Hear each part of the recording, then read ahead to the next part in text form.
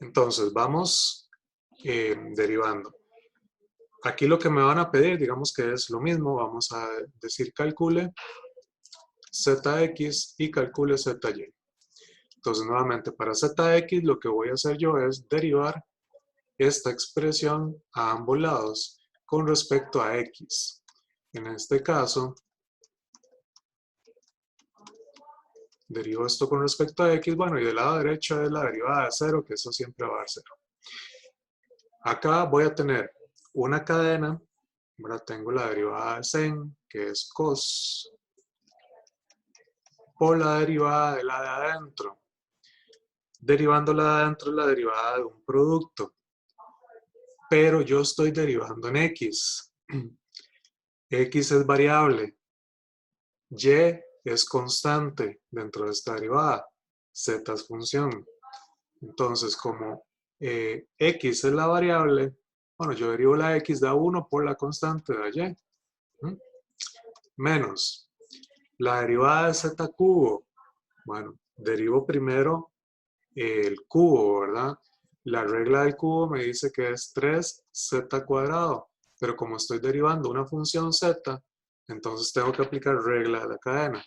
Ahora, en una variable esto sería 3z cuadrado por z'. Nada más que ahora no podemos usar esa prima, sino que tenemos que decir con respecto a quién estoy derivando. La última expresión, por ahí tenemos un producto que dice que la derivada de la primera, que es 1, por la segunda sin derivar, más la primera sin derivar por la derivada de la segunda, y aquí hay otra cadena porque z es función. La derivada de coseno menos seno de z por z', ¿verdad? Serían una variable. Aquí tengo que decir con respecto a quién estoy derivando.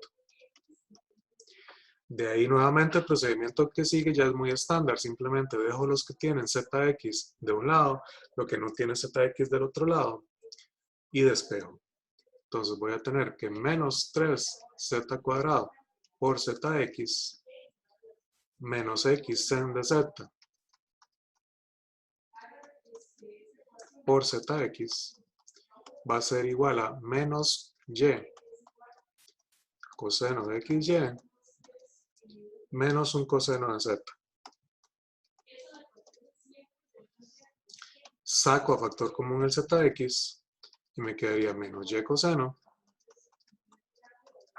menos coseno de z, y esto dividido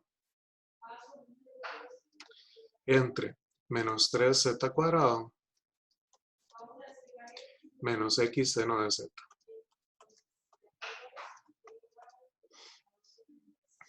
Ok, ya tenemos zx, que es lo primero que me están pidiendo.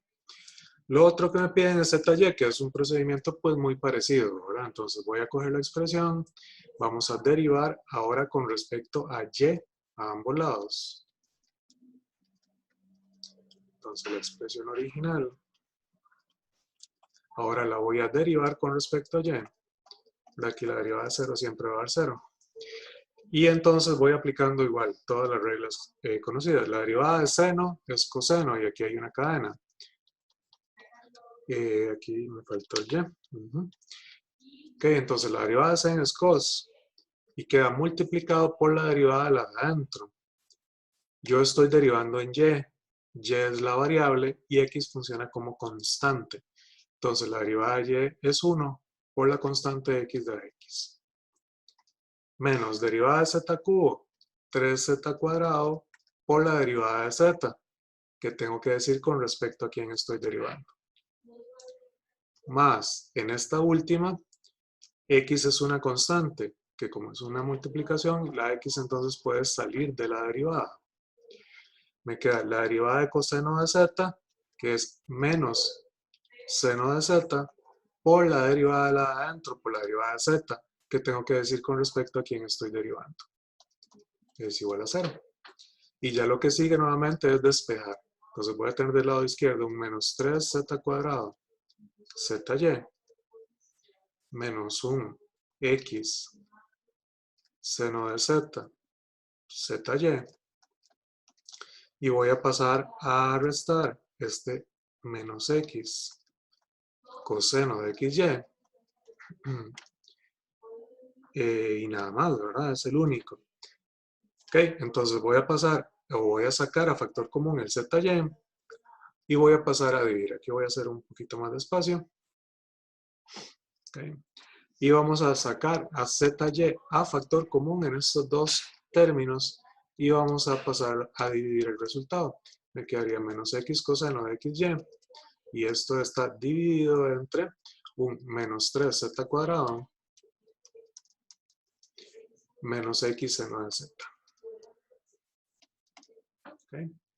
El denominador, nuevamente vean que calza o me debió haber quedado exactamente igual en ZX y en ZY. Véanlo con la otra forma de resolverlo. Voy a poner aquí, a ver si me cabe, okay, todo el ejercicio, para utilizar esta otra formulilla. Dijimos que entonces ZX lo puedo calcular como menos f de x dividido entre f de z. Acá, en la expresión original, yo tengo que pasar primero todo el lado izquierdo. Bueno, ya está listo. A esta expresión la puedo llamar f mayúscula. Y lo que me dice esto es que la derivada parcial de z en x, yo puedo calcularla más fácil como con las derivadas parciales de la función f, de f mayúscula. Esa es una función, digamos, que yo estoy definiendo. Entonces vengo y digo, bueno, arriba es menos la derivada de f en x. Entonces vamos derivando f en x. Aquí x es variable, y y z funcionan como constantes. O sea, aquí f, yo lo estoy pensando que tiene las variables x y z. Si estoy derivando parcial en x, y y z las mantengo como constantes. Entonces, derivada de seno, coseno. Por la derivada de la de adentro, que si estoy derivando en x, la derivada de x da 1 por y. Ok, el segundo término no tiene x, la derivada da 0. Y el tercer término, la derivada de x es 1 por coseno. Entonces me va a quedar un coseno de z. Y eso va a quedar dividido entre la derivada parcial de f en z. Ahora voy a derivar esta expresión como si z fuera la variable, como si x y y fueran constantes. El primer término no tiene ninguna z, por lo tanto su derivada da 0. En el segundo término me queda menos 3z cuadrado. Y en el último término el x sale de la derivada y la derivada de coseno es menos seno. Ok, me debió haber quedado exactamente lo mismo, ¿verdad? Cuando distribuyo el menos y coseno de xy, menos coseno de z. Y el denominador me quedó igual. Si quiero calcular zy, entonces lo puedo usar, o va a ser más fácil, como menos f de y dividido entre f de z. Aquí voy a tener, entonces derivo esta expresión f mayúscula con respecto a y. Ahora y es la variable, x y z van a ser como constantes. La derivada del primer término, la derivada de sen es cos. O la derivada de la de adentro, que si estoy derivando en y, la derivada aquí de y da 1 por x. El segundo término no tiene y, su derivada da 0. El tercer término no tiene y, su derivada da 0. ¿Okay? Y abajo en el denominador es el mismo f de z. Entonces me va a quedar exactamente el mismo denominador que en el caso anterior. ¿Okay? Y listo, ya resolvimos el ejercicio.